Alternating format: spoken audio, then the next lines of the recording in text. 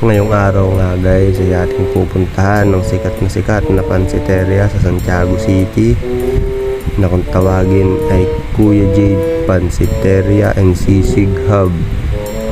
So guys, dito talaga naman matitikman ninyo ang mga masasarap na pansit at iba-ibang klase.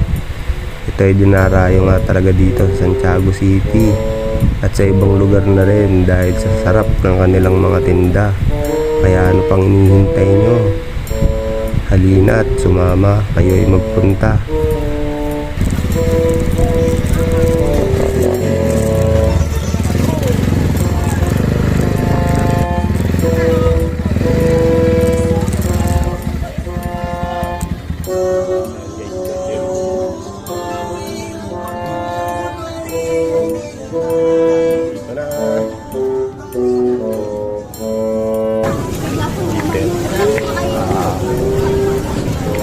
Pupuntahan natin yung sikat na pansitan.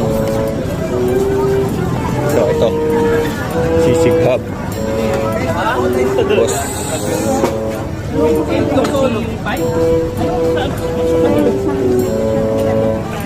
Boss, pwede bang makuhanan ng mga ano mo, recipe mo, bossing? So yan, dito medyo guguluhin muna natin sila.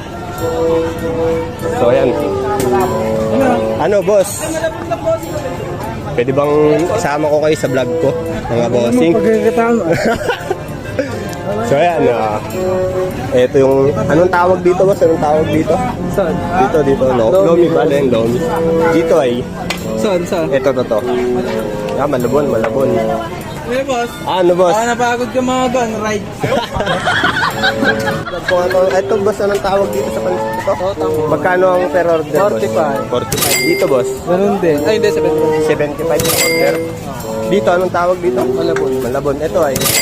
Lomi. Ito, pogi. Ito yung bossing. Sisig Marino. So yan ang isang order niya. Bossing na naman. Boss, magkano isang order ng sisig mo boss? 65. 65.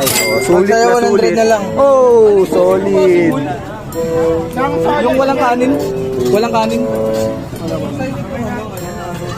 Ito naman. Boss, magkano isang order niyan boss?